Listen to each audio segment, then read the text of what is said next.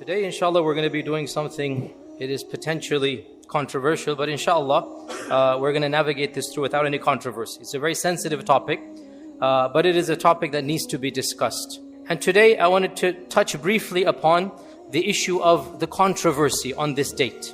As most of us are aware, and the next generation is becoming aware, and there's no point hiding this, the 10th of Muharram is a very disputed date amongst the two strands of Islam.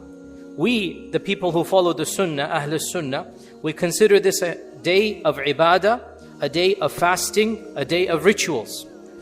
The other non-Sunni movement, they take this as a day of mourning, as a day of importance because the grandson of the Prophet ﷺ was massacred on this day. Now, I've given a long talk about the incident of Karbala. Today, I wanted to touch briefly about another contentious issue, and that is the persona or the figure of Yazid ibn Muawiyah. Yazid ibn Muawiyah. How do we view this person, this Khalifa? Because he was a Khalifa of the Umayyads. What is our position about Yazid ibn Muawiyah?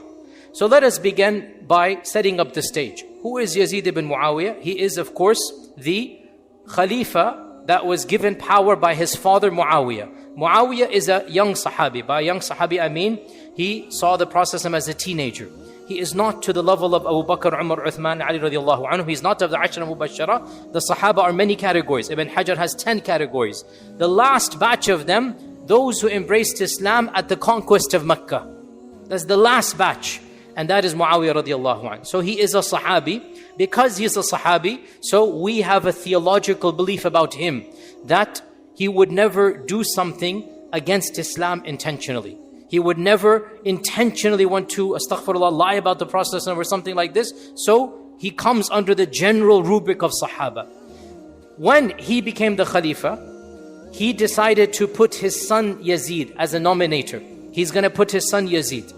And as you know, this transformed the Khilafah from a shura to a dynasty.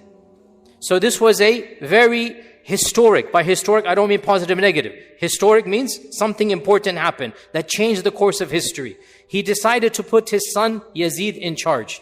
Many of the senior companions during Muawiyah radiallahu anhu's lifetime objected to this. They did not give the oath of allegiance, including Abdullah ibn Umar, including Abdurrahman ibn Abi Bakr, including Abdullah ibn Zubayr. These are all sons of the senior Sahaba. They refused to give the oath of allegiance to Yazid when Muawiyah was alive. Soon as Muawiyah passed away, Ibn Zubayr, as you're aware also, he broke away. He established his own caliphate. And Hussain as well marched to Karbala and wanted to fight against Yazid. Yazid sent his forces and Hussain radiallahu anhu was killed. A very, very huge tragedy. No Muslim is happy at the massacre of Karbala. No Muslim defends the death of Hussain radiallahu anhu. Our hearts are grieved and sad that the ummah of the Prophet ﷺ surrounded the grandson of the Prophet ﷺ. Members of the ummah surrounded the grandson of the Prophet ﷺ, laid siege to women and children, including the grandson, including the great-grandsons of Fatima and granddaughters of Fatima are in that caravan, and eventually massacred many dozens of men, and all of the women were taken prisoner and then eventually set free and sent back to Medina. It is a tragedy according to all interpretations of Islam. The question, what is the role of Yazid in this tragedy? And how much blame does he have? So, we began by saying that Yazid ibn Muawiyah is not a companion. That's the first point. Hence, he didn't see the Prophet. He was born after the Prophet.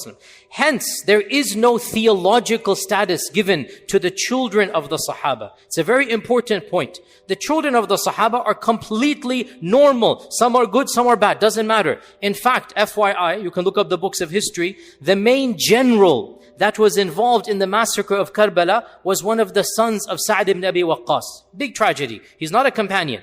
The son of Sa'd ibn Abi Waqqas, Umar ibn Sa'd ibn Abi Waqqas, was actually the general who was besieging Hussain radiallahu anhu. The children of the Sahaba are not special status. Some are good and some are other than this. So, Yazid is a child of somebody who saw the Prophet ﷺ. It doesn't give him any special privilege. Now also, of the things about Yazid as well, is that a number of things happened in his khilafah that compounded his notoriety in history. Not just this. Al-Dhahabi mentions his khilafah began, he was only khalifa for 2.5 years, very short period of time, barely 3 years. In those 3 years, 3 tragedies, one after the other, each one of which is a huge tragedy. Imagine happening in one caliphate, in one reign. His khilafah begins with the massacre of who? Hussain. That's how his khilafah begins. And it ends with his army surrounding Mecca, throwing catapults and destroying the Kaaba because Ibn Zubayr rebelled against him. Ibn Zubayr had his caliphate. And in the middle was the massacre of the people of Medina. SubhanAllah. Yani for those who don't know all of these sordid details, you can listen to a lecture of mine online. It's a very generic title on purpose. It is called Some Incidents in the First Year of the Hijrah. That's the title of my video lecture. Some Incidents in the First Year of the Hijrah. You can find that online. You will find this entire episode. And the reason I say this is because we need to know our religion is divine, our history is human. Our religion is divine, our history is human. And having a khilafah and having political independence, there's a lot of perks, a lot of positives. But just because we have political independence doesn't mean we're going to be Jannah on earth, everything will be rosy. No. We have sometimes the worst massacres and the most brutal things happen under a khilafah. All of this happened under a time when the khilafah was actually pretty strong. Yet still, so many things happen. So yes, to have political independency is good, but we should not romanticize this notion of just because we'll have a khilafah, all problems will be solved. It doesn't work that way. Read history and you will understand this reality. In the first century of the Hijrah, in this time frame, 3 things happened. The massacre of Hussain radiyallahu an, the plunder of Medina, which was a very brutal plunder. 3 days and 3 nights, the forces of Yazid were killing and looting and raping and pillaging the entire city of Medina. And then after that, the army goes to Mecca and wants to fight Ibn Zubayr, and they throw catapults against the Kaaba. And the only reason they stop, Yazid passes away, dies, the news comes to the army, so the army cannot continue. That's why they go back, and Ibn Zubayr is given a respite of another few years, so he remains in Mecca as another potential rival for many, many years, until finally he is brutally killed by Hajjaj ibn Yusuf, and that is, I also spoke about that in another lecture that I have given. So another point we need to know that Yazid's time frame, as Imam al-Dhahabi says, there was no barakah in it. It began with the massacre of Hussain, it ended with the destruction of the Kaaba, and in the middle was the pillage of Medina. What an evil legacy overall.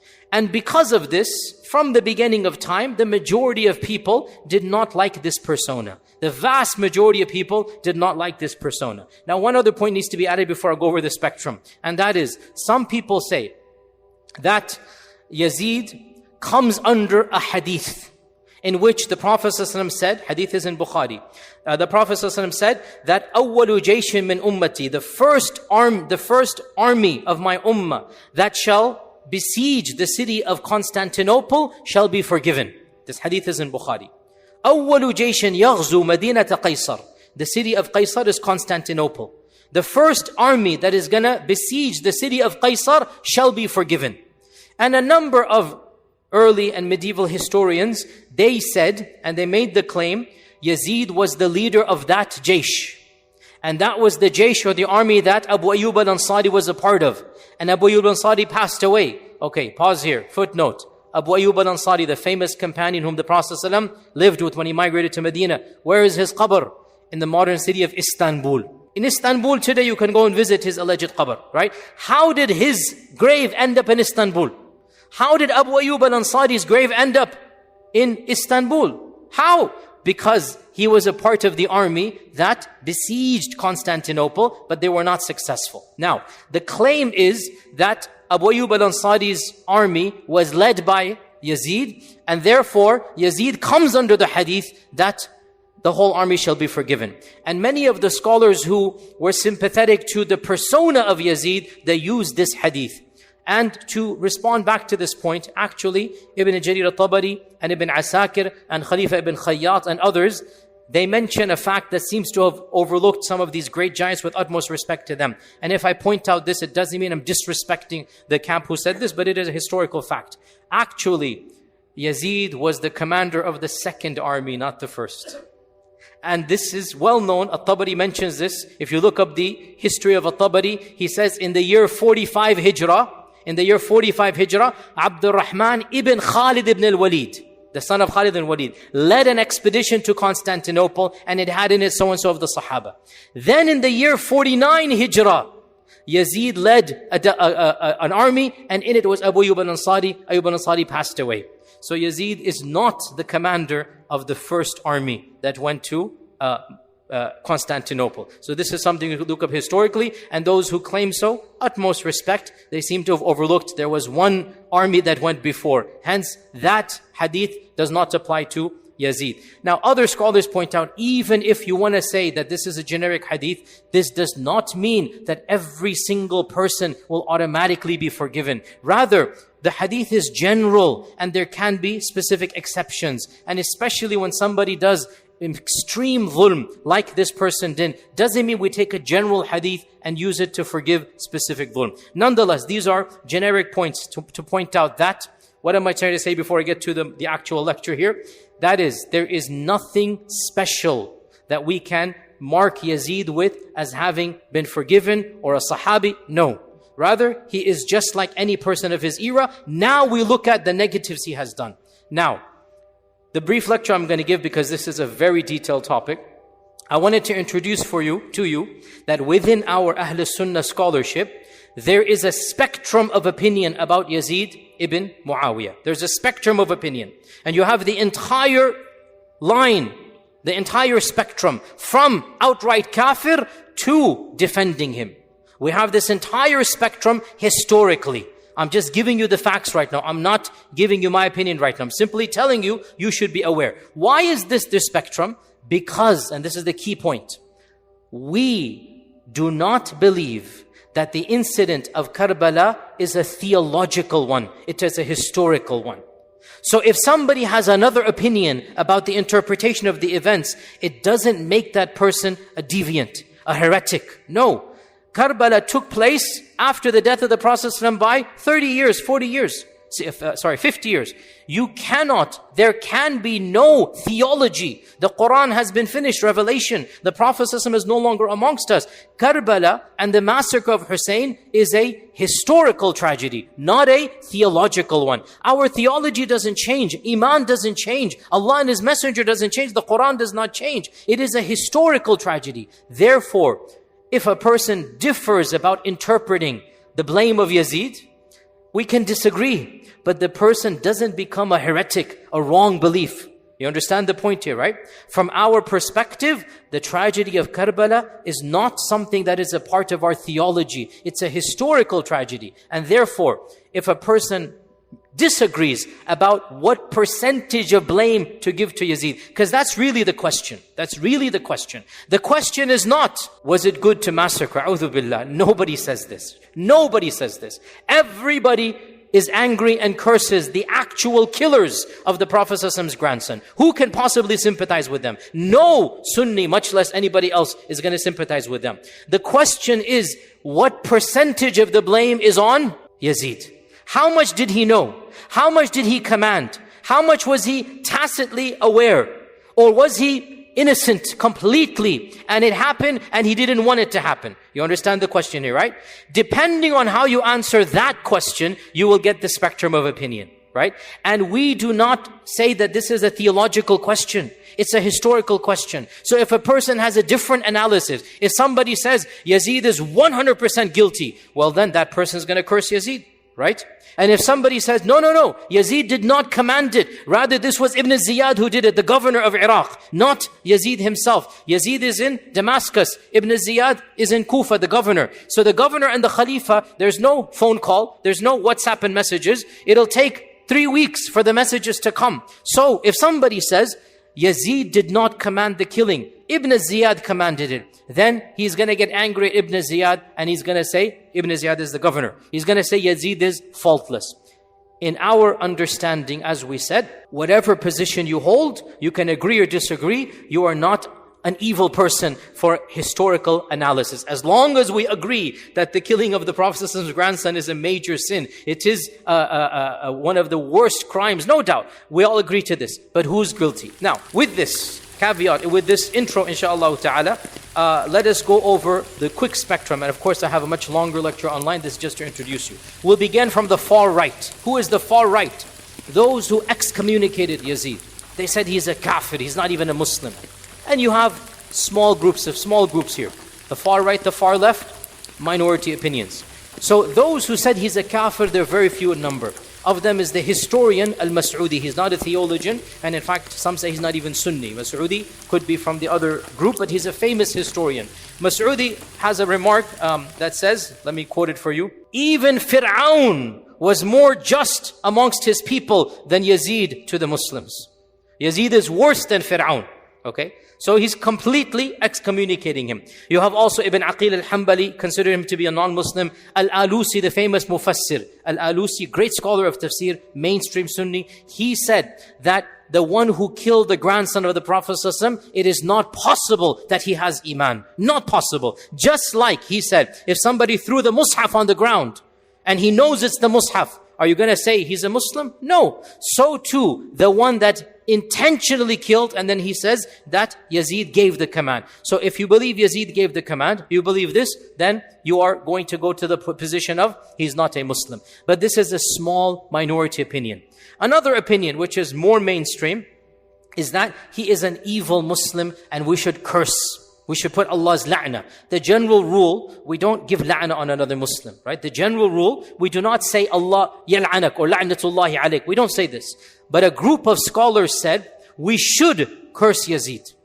Exceptions are made, and Yazid is one of those exceptions. And this is a very well-known opinion. And we have, for example, Abu Ya'la, the famous Hanbali scholar, allowed this. The famous Shafi'i scholar, Ilkiya al-Harrasi, he was very explicit in this regard. He said, so-and-so has two opinions. You should curse, you should not curse. So-and-so has two opinions. You should curse, you should not curse. As for me, I have one opinion. It is wajib to curse. I'm going to curse Yazid. So you have this opinion as well. The famous theologian Taftazani, who wrote a book of Aqaid Taftazani, he put it as a point of Aqidah, a Sunni Aqidah, that we are going to curse Yazid ibn Muawiyah. So you have a position that you're going to curse him. Ibn al-Jawzi, the famous Hanbali alim, mufassir, sheikh, and historian. Ibn al-Jawzi is an all-rounder. He's one of the luminaries, died 595. Ibn al-Jawzi wrote a booklet.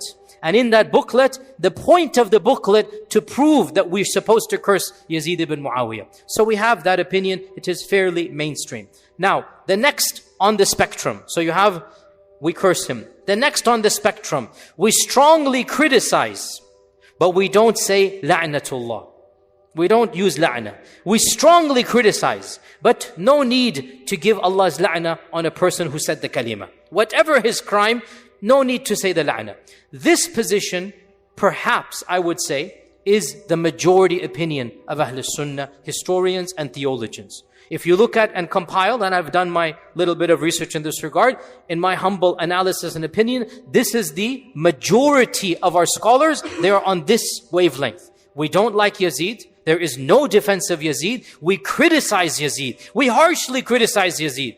But there's no need to invoke la'na on anybody who says the kalima. And this is the position of many scholars. Ibn Asakir, Ibn al-Athir, Ibn Taymiyyah has many times said this. Ibn Taymiyyah said that people went to extremes with regards to Yazid. Some defended him, and some considered him to be a saint, and the others considered him to be a kafir, and said, you must give la'na. And he goes, as for us, Yazid was a king amongst the kings, and he has many evil things that he has done. And of his biggest crimes, according to Ibn Taymiyyah, is that he did not reprimand the killers of Hussain. Ibn Taymiyyah's analysis is that Yazid did not command the killing of Hussain. But when the news reached him, he did not punish the perpetrators. So, that's a problem. If you didn't command it, then you should punish those who did it. But he didn't punish. So Ibn Taymiyyah says he deserves to be criticized for this.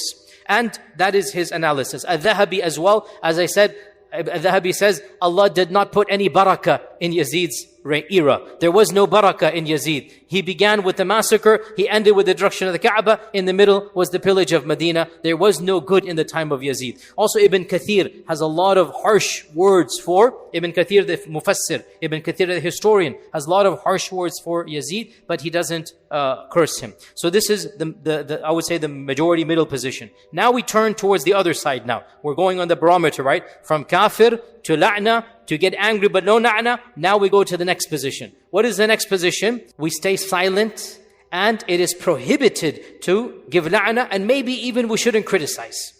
Maybe we shouldn't criticize. So this is the position of a number of scholars, most famously Imam al-Ghazali.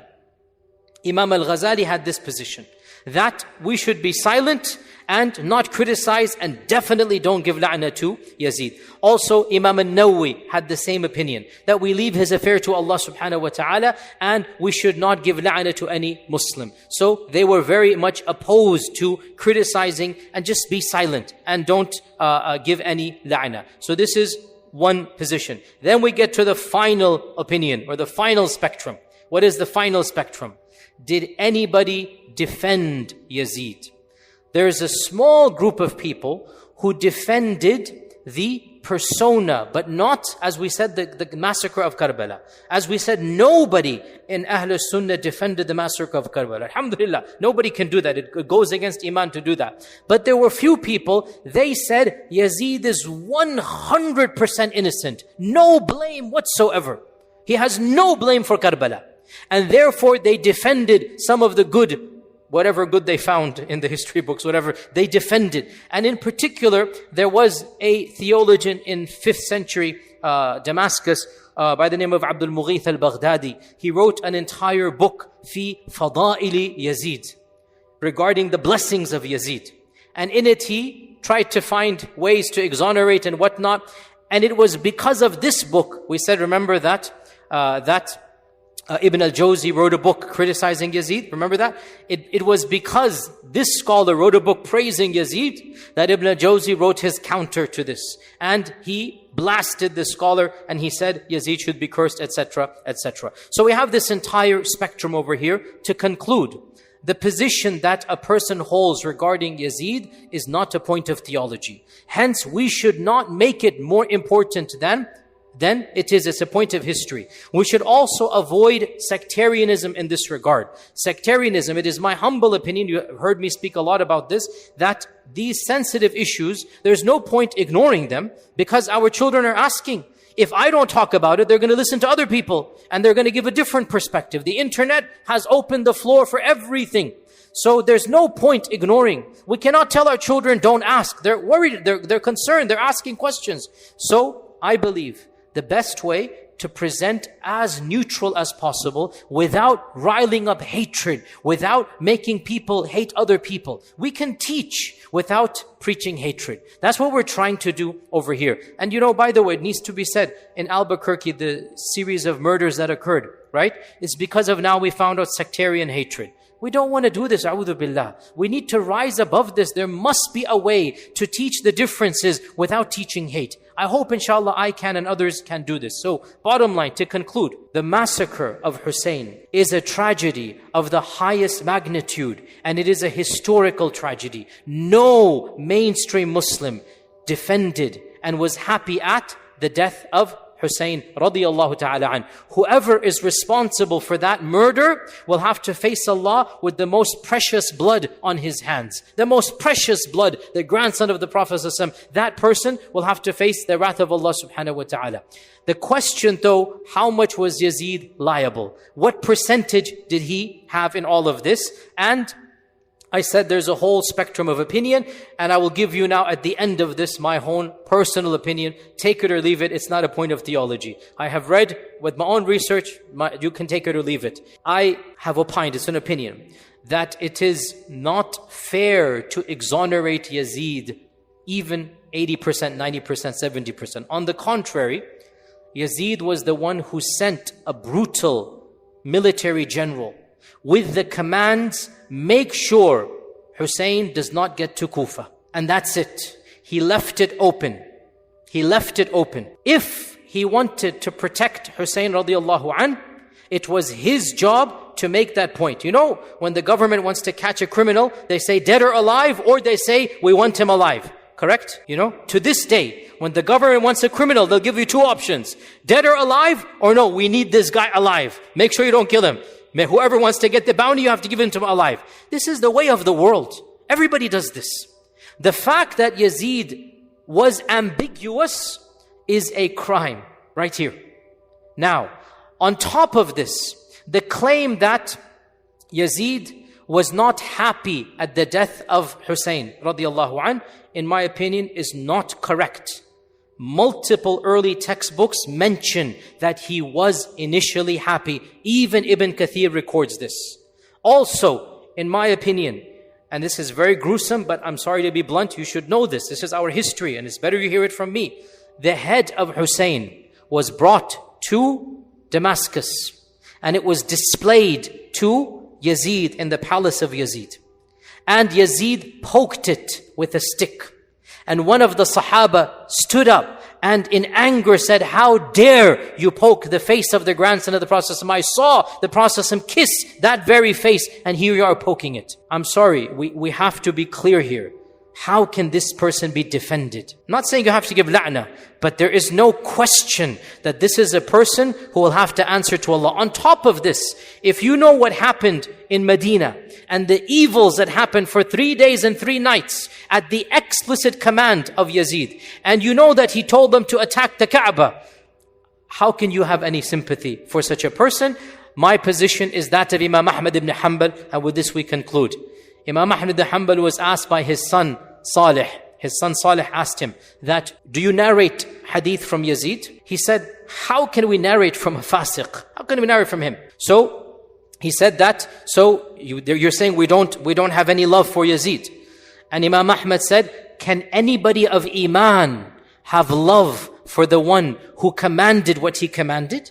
Can you have love for this tyrant? Wallahi, we get angry when the tyrants kill people in masajid, when the tyrants do things in our modern lands, right? How about somebody killing the grandson, somebody attacking Makkah, somebody attacking Medina? Both holy cities were attacked explicitly at his command. Explicitly. And the attack of Makkah and Medina, no ambiguity. You know, Yazid, okay, I admit he didn't say kill Hussain, but he left it open, and when it happened, he showed happiness. As for Makkah and Medina, there is no ambiguity. He said attack Medina and do as you please for 3 days. He said attack Makkah and get rid of Ibn Zubayr. Khalas, he has made the haram halal. The haram of Makkah and Medina. Why is it called haram? It's sacred. He made it halal. So Imam Ahmad said, how can anybody of Iman love this person? That's what I agree with. Then his son said, so then should we curse him? And Imam Ahmad said, have you ever heard me, my tongue being vulgar and saying, la'natullah, la'natullah? Have you seen this adab from me? That's not my adab. I don't need to do this.